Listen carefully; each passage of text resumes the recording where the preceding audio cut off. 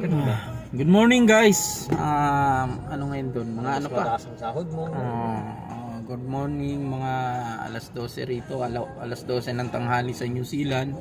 Ito si Mr. Joseph, we are Sparky.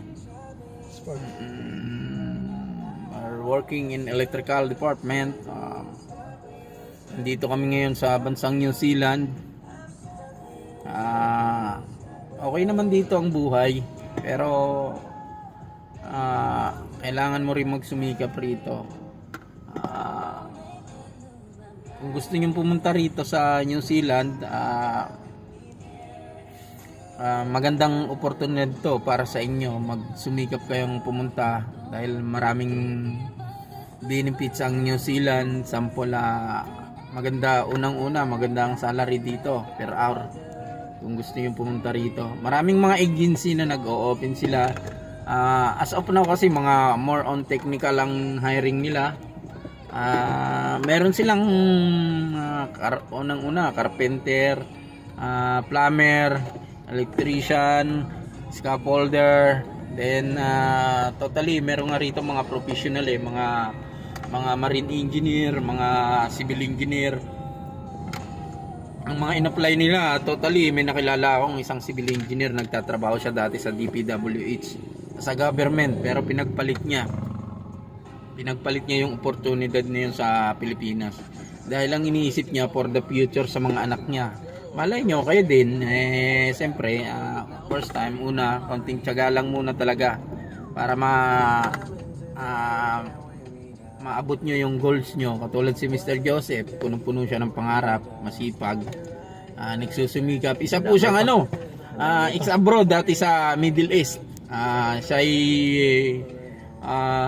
nagkasinwerteng at mapalad nakarating dito sa New Zealand. Ngayon tingnan nyo, may sarili ng sasakyan. Alam nyo mga kaibigan, napakadali ritong bumili ng sasakyan.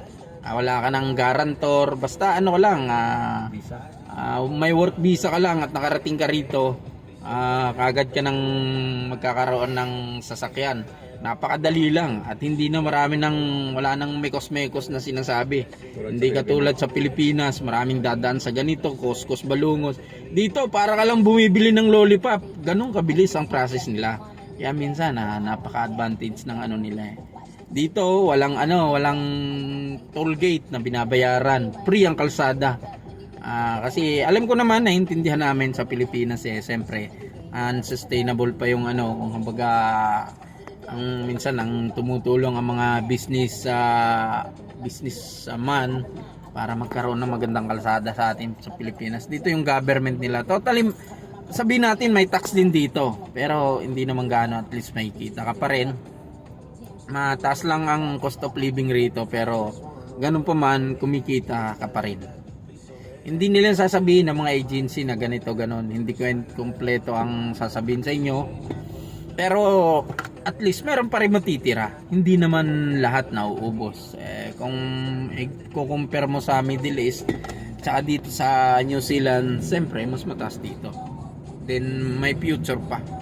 Sa Middle East sabihin natin hindi ka pa magiging permanent resident or citizen like that, but here you can be a citizen and permanent resident if you want. But if you didn't want, because we have a different strategy, different what is this, may kanya-kanya tayong paniniwala, kumbaga ganon, may kanya-kanya tayong paniniwala. Depende sa inyo kung saan sa kayo masaya, doon kayo. Nasa sa inyo lang yan. Pero for this vlog now, we will tell you what's going on, what is the benefits. If you are here now in New Zealand, that is better. Ang sa ika pa nga nasa sayo pa rin mga kamay ang desisyon kung saan ka masaya. Okay guys, thank you for watching.